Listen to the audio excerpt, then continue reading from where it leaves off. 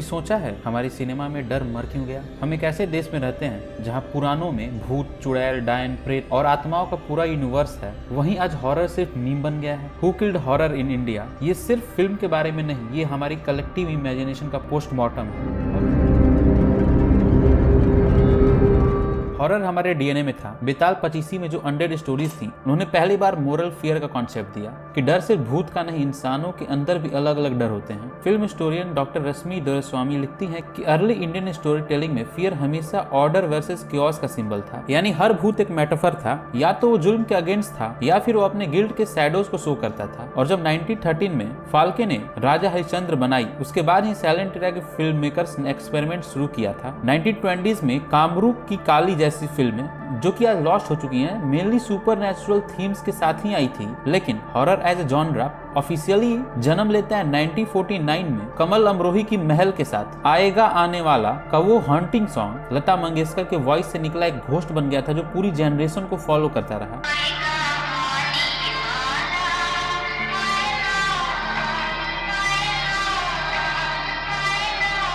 महल ने रोमांस और री इनकारनेशन को घोस्ट स्टोरी के अंदर इतना बढ़िया ब्लेंड किया कि आज भी फिल्म स्कूल्स में उसे साइकोलॉजिकल हॉन्टिंग का टेम्पलेट माना जाता है। उसके बाद आया 1958 का मधुमती, विमल रॉय का घोस्ट थ्रिलर, जिसमें हॉरर एक सोशल कमेंट्री था on a class and guild. और इसी तरह धीरे धीरे छोटी छोटी हॉरर फिल्में आती रही, सक्सेसफुल होती रही।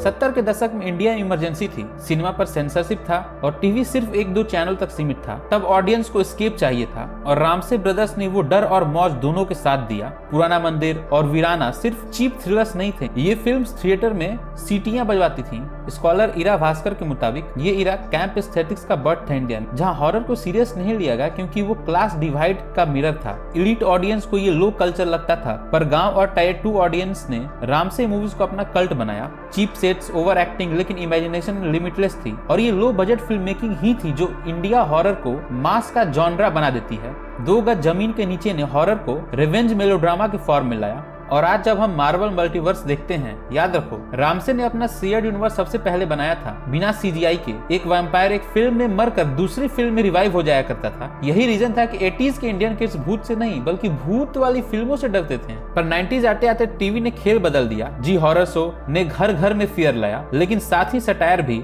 लोग डर के बाद हंसने लगे। फियर अपने सीरियसनेस को धीरे धीरे खोने लगा। कल्चरल थ्योरिस्ट अर्जुन अप्पादुराई लिखते हैं कि टेलीविजन इंडिया ने सुपरनैचुरल को नॉर्मलाइज कर दिया। भूत अब एक कॉमोडिटी बन गया था।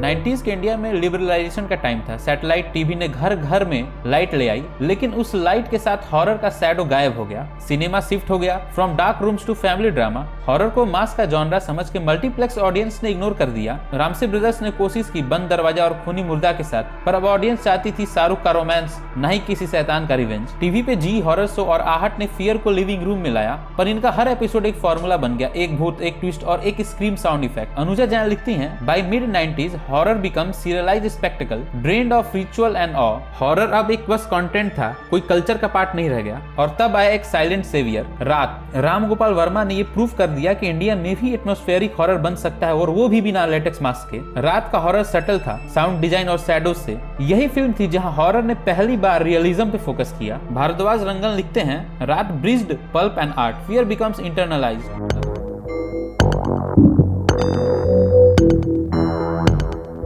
अगले कुछ सालों में हॉरर को स्क्रीन पे वापस लाया गया, पर इस बार हॉरर मेकओवर के साथ था। राज ने हॉरर को सेक्सी बना दिया, भूत ने फियर को अर्बनाइज कर दिया, काल ने थ्रिलर के पैकेजिंग में जंगल स्पिरिट बेच दी। ये वो इरा था जहां बॉलीवुडिफिकेशन शुरू हुआ, फियर को स्टाइलाइज कर दिया गया, हर भूत हीरोइन जैसा दिखना शुरू कर दिया, हर स्क्रीम बैकग्राउंड स्कोर पे कोरियोग्राफ की जाती थी।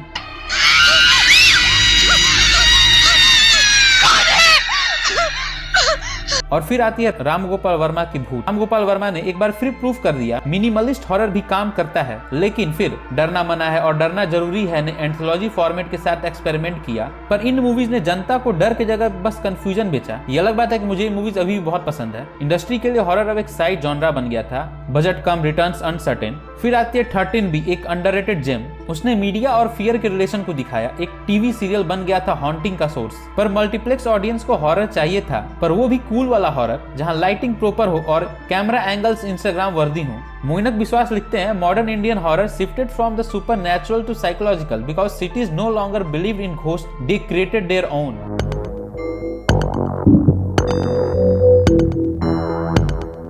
2010 के बाद हॉरर ने वापस इवॉल्व करना शुरू किया। इंडी फिल्म मेकर्स आए जिन्हें राम से और राज दोनों से कोई लेना देना नहीं था। और फिर आई तुम्बाड़ ने हॉरर को माइथोलॉजी के साथ मिक्स किया और आर्ट बना दिया। फिर आती है स्त्री ने फेमिनिस्ट सटायर के रूप में हॉरर कॉमेडी को मेन स्ट्रीम बना दिया। लेकिन यहाँ भी एक प्रॉब्लम थी, हर हॉरर फिल्म या तो अब मेटाफर थी या मीम। रियल फियर कहीं खो गया है। परी जैसी फिल्मों ने एक्सपेरिमेंट टोन लिया, डार्कनेस को कंपैशन के साथ ब्लेंड किया। छोरी ने रूरल इंडिया के ट्रॉमा को सुपरनैचुरल के जरिए दिखाया। ये फिल्म्स प्रूफ थी कि इंडियन हॉरर अगर डेयर टू थिंक करे तो वो यूनिक हो सकता है। लता मैनी लिखती हैं, modern Indian horror is not about ghost but the ghosting of empathy. मतलब हम इंसानों से डरते हैं और हॉरर सिर्फ एक मिरर है। फिर भी ये पुनर्जागरण सस्टेनेबल नहीं रहा। 2020 के बाद हॉरर फिर से फ्रेंचाइज बन गया। भूत पुलिस अधूरा, खून बूथ, स्केयर कम स्टाइल ज्यादा, मीम बन गया डर। आज के ऑडियंस को भूत नहीं जंप स्केयर चाहिए, डर को फील नहीं रिएक्ट करना है इनको।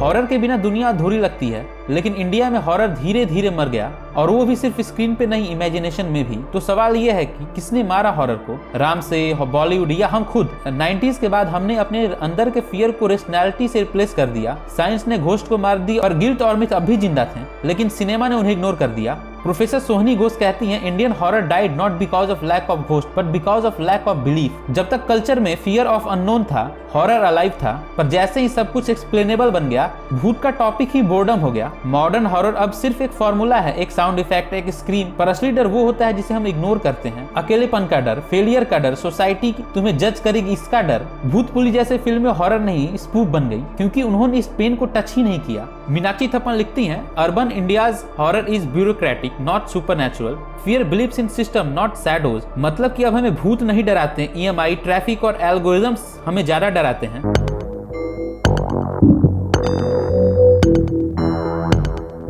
अगर हॉरर मिरर है तो आज का इंडिया इनमें क्या रिफ्लेक्ट करता है? तुम्बाड़ के हस्तर से हमें ग्रीड देखने को मिलता है, स्त्री की डायन जेंडर इम्बैलेंस को दिखाती है और वहीं छोरी की प्रेग्नेंट अकेलापन, आइसोलेशन को दिखाती है।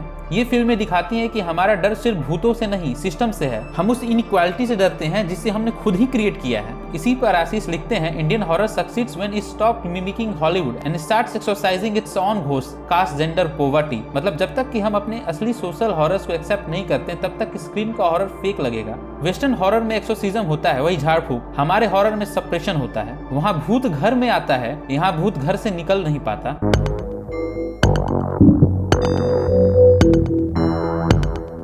लेकिन ये कहानी का ट्रेजिक एंड नहीं है, क्योंकि हॉरर एज ए जॉनरा कभी मर ही नहीं सकता, वैसे ही जैसे कि हर भूत कभी फिल्म में पूरी तरह मरता ही नहीं, वो बस एक डॉर्मेंट होता है। आज के क्रिएटर्स के पास टूल्स हैं, पर विजन चाहिए, vision to go beyond jump scares and to explore emotion. Doctor Tejaswini Ganti लिखती हैं, new Indian cinema thrives when it dares to localize global forms. मतलब अगर हम अपने डर को समझ के हॉरर बनाएंगे तो वो पूरी दुनिया भर में चलेगा। अब जरा इमेजिन करके देखो, ऐसा हॉरर जहाँ सुपरस्टिशन नहीं, साइकोलॉजी हो, हॉरर जो गांव के लीजेंड से लेकर मुंबई के आइसोलेशन तक जाए, हॉरर जो सिर्फ बू नहीं बोलता हो पर सवाल उठाता हो। तुम्हें क्या चाहिए? ये लाइन सिर्फ तुम्बाड़ का नहीं, हर हॉरर फिल्म मेकर का सवाल होना चाहिए।